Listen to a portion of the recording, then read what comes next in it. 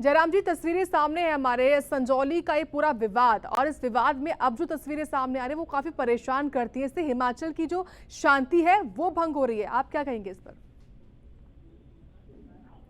निश्चित रूप से हिमाचल प्रदेश शांति प्रिय प्रदेश है और यहाँ इस प्रकार की परिस्थिति बनना कहीं न कहीं किसी सिस्टम का फेलियर है।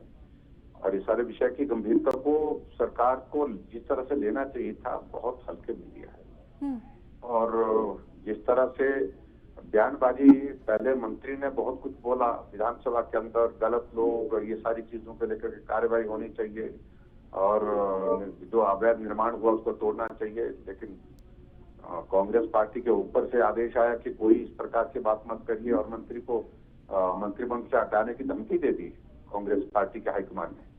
और इस कारण से ये हालात बने हुए। मुझे लगता है कि जो जन भावना है उनको रोकना, इस तरह से दबाना उचित नहीं होगा।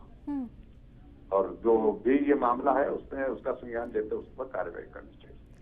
बिल्कुल, लेकिन जयराम जी, इस पूरे मामले को लेकर अब क्योंकि 5 अक्टूबर को जो है वो भी अपने तीनों पक्ष अपनी बात रखेंगे, कोर्ट में भी ये पूरा मामला चल रहा है। खुद मुख्यमंत्री की ओर से भी कहा गया कि कानूनी तरीके से जो है मामला सुलझाया जाएगा। लेकिन ये जो भीड़ है, ये भीड़ लगातार इस बात पे अड़ी हुई है कि हम मस्जिद को तोड़ेंगे। आप किस तरीके से लोगों से भी अपील करेंगे कि जो पूरा मामला है वो संजीदगी के साथ सुलझाया जाए, ताकि जो हिमाचल की शांति है वो भंग ना हो पाए? हम सिर्फ इतना ही कहना चाहते हैं जो प्रदर्शनकारी हैं जहां भी हैं वो शांति बनाए रखें और प्रदर्शन के माध्यम से आपने अपनी भावना व्यक्त करती, लेकिन इसके अलावा कानून को अपने हाथ में लेने की आवश्यकता नहीं है। आवश्यक कार्यवाही इसमें होनी चाहिए, इस बात को लेकर के सब लोग मांग कर रहे हैं। आपकी भावनाएं जो है सरकार तक पहुंची है और मुझे उम्मीद है सरकार कार्रवाई करेगी। बिल्कुल, साथ ही जयराम जी, क्योंकि पूरा विवाद 2010 से शुरू हुआ था। अगर देखा जाए 2010 में मस्जिद का विवाद शुरू होता और अब 2024 आ चुकी है। लाजमी है कि इसमें पूर्व की सरकार यानी कि आपके कार्यकाल का भी जिक्र किया जाएगा जब ये पूरा मामला शुरू होगा। और ऐसे में बतौर नेता प्रतिपक्ष आप क्या कदम उठाने की सोच रहे हैं?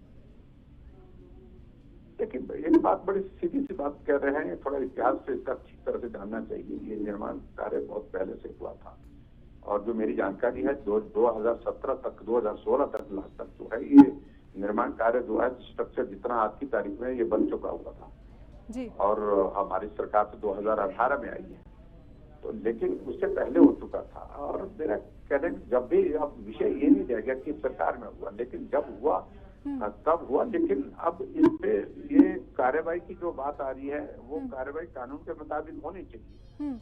अगर अननोटिस गई भी अगर बात कंस्ट्रक्शन के दौरान की तो अब कार्रवाई होनी चाहिए, ध्यान में आ गई बात।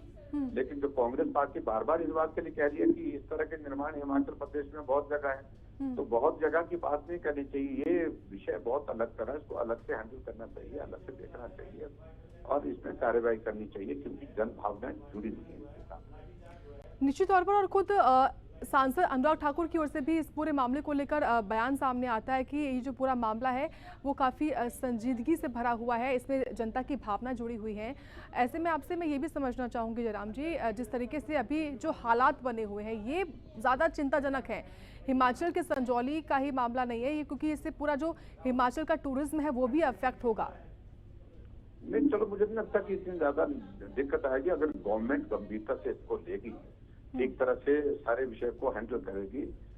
मुझे लगता है कि कोई भी कानूनी या कोई इस तरह की कठिनाई नहीं आने वाली है, सारी चीजों का समाधान किया जा सकता है। लेकिन सरकार नहीं करना चाहती है, ये दिख रहा है लोगों को, इसलिए लोग भड़क रहे हैं।